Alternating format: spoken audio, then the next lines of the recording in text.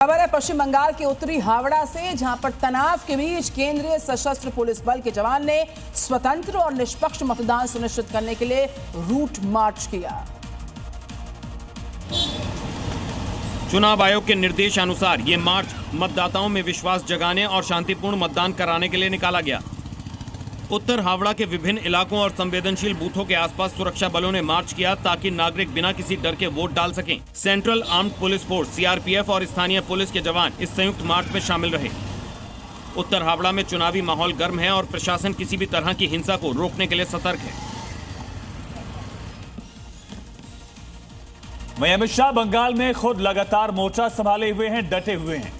BJP शासित राज्यों के सारे मुख्यमंत्री भी बंगाल के हर एक हिस्से को नापने में जुटे हुए हैं। और इन मुख्यमंत्रियों के हेलीकॉप्टर्स भी उनकी सभाओं में भीड़ जुटाने की बड़ी वजह कैसे बन रहे हैं, ये भी सामने आई तस्वीर। लेकिन ममता बनर्जी ने तंज भी कसा इस पर। ममता बनर्जी का आरोप है कि बीजेपी ने अपने पूरी मशीनरी को बंगाल में लगा दिया है। ममता बनर्जी ने आरोप लगाया कि बीजेपी अपने 19 मुख्यमंत्रियों और 50 हेलीकॉप्टर से उनकी घेराबंदी करा रही है। ममता का दावा है कि बीजेपी के 50 हेलीकॉप्टर के मुकाबले टीएमसी को 3 ही हेलीकॉप्टर मिल पा रहे हैं। वास्तव में बीजेपी ने बंगाल चुनाव में आक्रामक हवाई प्रचार किया है। पीएम मोदी और अमित शाह ही नहीं, राजनाथ सिंह, योगी आदित्यनाथ, नितिन गडकरी, नितिन नबीन और जेपी नड्डा हेलीकॉप्टर से तूफानी प्रचार कर रहे हैं। बंगाल में अब एक दूसरे की रैली को डिस्टर्ब करने का भी आरोप लगता नजर आ रहा है लोगों पर। दरअसल भवानीपुर में ही ममता और शुवेंदु दोनों की ही रैलियां थी, लेकिन ममता बनर्जी ने अपना कार्यक्रम बीच में ही छोड़ दिया और बीजेपी पर अपनी सभा को डिस्टर्ब करने के आरोप लगाए।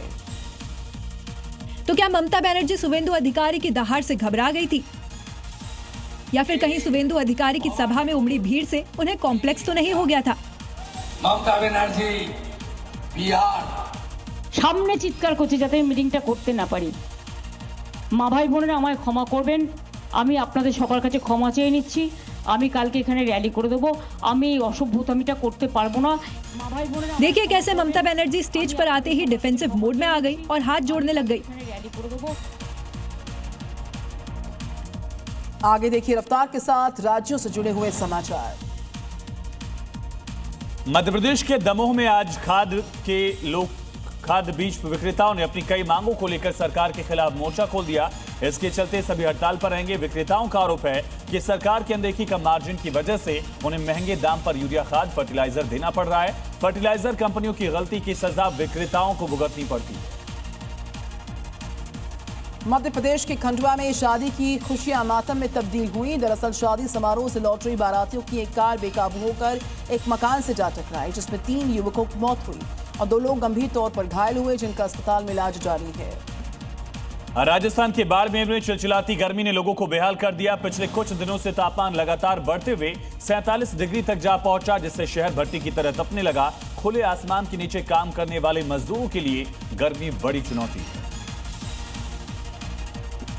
उत्तर प्रदेश के बारा में बगैर अनुमति के पार्किंग की व्यवस्था ने लोगों की मुसीबतों को बढ़ा दिया। शादियों को सीजन है, ऐसे में गार्डन के बाहर लगने वाली गाड़ियों से सड़क पर लंबे लंबे जाम लग रहे हैं। आलम ये कि पुलिस वाले खुद इस जाम में फंस जाते हैं। ऐसे में स्थानीय लोगों से प्रशासन से उचित कार्रवाई की मांग की है। राजस्थान के धौलपुर में गर्मी ने अब अपने तेवर दिखाए। तेज धूप और लू ने लोगों का घर से बाहर निकलना मुश्किल कर दिया। सड़कों पर सन्नाटा है। मौसम विभाग के मुताबिक अभी गर्मी और बढ़ सकती है। लोगों से सावधानी बरतने की अपील की गई।